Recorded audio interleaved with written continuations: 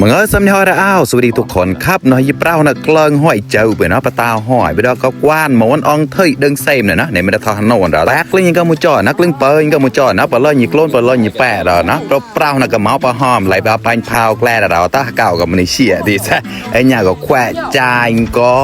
ก็จุ้ยแล้วคอมาขอนะอย่าดูละเจ็บละตาไอ้นะไอ้เนี่ยกลึงเปิงก็ยังจ่อนะไหนหน้าก็ที่สะพายไว้ได้บ่ซอกกูกล้วยมันตลอดตาเต๋อเลยเลิงฮอดนะหัวอย่างก็ตีนี่ไส้นกนะไอ้ยาวโดดชันลานนะหยาบก็ตีงัวเนาตีงัวคอที่กลึงปลาตาหัวแต่นี่กกเลยนี่เผาเปลือกนะไอ้เจ้าเนาตีโกนกวานฮอดนะเราเองลูกเสียงเหมือนนะนี่ตากลึงผายก่อนงูลูกเหลวตีนี่ตากวัดมาบอสงัวงวนตีนี่ตากลึงผายนะกกเลยนี่ตานะผมได้เดินกวานไปเตยกำแดดเราแต่นะบอสซอใส่แย่มองแปะชีตีนี่มูจ่ายนี่มูเต้าไปแล้วก็หอมบอลปังกาวได้ไอ้เหยานะร้องcáiบรรยากาศพนักยีนะเหยาก็ตีบาจามนี่ดีปรังแปรงไอ้นะไอ้เหยาเราได้ดูน้องเพิ่นนะมีแปรจะก็ดูตอบหมองมีกล้าจะก็ตีพันโกลนเนี่ยกลองเลยหัวอย่างนี้นะเราได้บอสซอกมาแย่ชิอุกลึงแตกไปเยอะแม่นะโอ้กลึงผ่านกระไรเหมือนกันแบบนะกลึงเปิดน้ำมะนาวมาเราแต่ดีโทรศัพท์มาเราแต่ร้องจำไอ้เหยาก็ตีนี่ถ้าบอกเราที่เปล่าเก่ากลึงจะวิ่งจะวิ่งบอกมันนะผ่านไปจูขยายเนี่ยนะเหยาขึ้นหมายอังมันที่มีจุดละปูนกับที่ปูนกุ้ยเก่านะตื้อเจอมากุยก็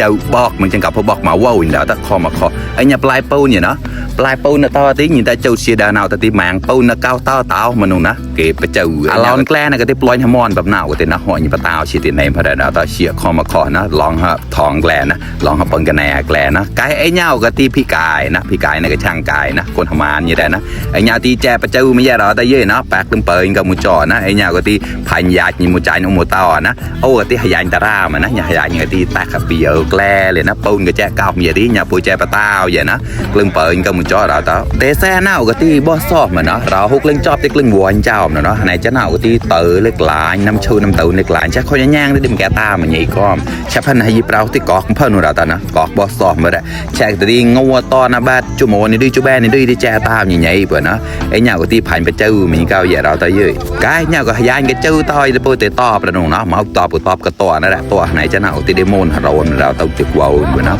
ตื้อเจอก็ที่เจอเปิดเนาะหยิบใหญ่เลยนะตื้อตอนกวากตาแต่เน่าก็ที่ตอนในหมู่เรานะเราแต่เนาะยี่กอมกี่เก่าที่ตอนไก่แต่นะไอ้เน่าก็ที่พี่กายนะคนมาอย่างนี้นะพี่กายเนี่ยก็ที่หยิบไล่มาสิงไก่นะคุยหลอนถาดแต่นะเด็กก็กวานนะก็ที่หยิบเจ้าวันมันนะนี่ตามหยาดหยิบลายจอดเล็กขอบมันนะโอ้ได้เราแต่กลึงวอยหลับจะเน่าที่คุยหลอนถาดล้อมเด็กกลึงปลายกันยี่เก่ามันนะไอ้เนี่ยนะไปเจ้าต่ออย่างนั้นละไอ้เนี่ยที่บัดเน่าแต่นะกายไอ้เนี่ยไปเจ้าต่ออดจะเอาลูกแตกกับบุญนะเนี่ยก็ที่ต่อเต่าอย่างที่โปรยเชียปอยกับมุจรเราแต่กลึงปอยกับไอ้เนี่ยก็ที่ต้มแซ่บนะเด็กกชีที่ผมบอกปอยกอมนะปอยกลอยเราแต่ข้อมาคอโซ่ถ้าเราหมดปอยจะหอมม้วนนะไอ้เนี่ยปอยมีเชี่ยไม่ใช่เราแต่นะกลึงเชี่ยกับมุจรนะมากินด้วยกันนะครับเพื่อนๆมาครับคำโตหมอกโตเต่าหนุ่งนะไอ้เนี่ยก็ที่ข้าวกับนี่แตกกับลูกโมแต่ที่ชิแกก็ไตก็แตกกับมาเจ้านะโกนเจ้าเพื่อได้นะรอกมะนาวนะข้อเราเต่าเปล่าคะแนนกวานเปิดเรานะเชียร์เลยข้อเชียร์เลยหมอยเชียร์กับเต่าเราแต่ก็นี่ก็คุยเชียร์ที่แปลกเรื่องเชียร์กับมุจรนะใช่ไงโง่ตอนเคล็บโง่ตอนปีเยอะนะก็ที่นี่เต่าอะไรเราแต่นะแปลกเรื่องหัวระบุนะ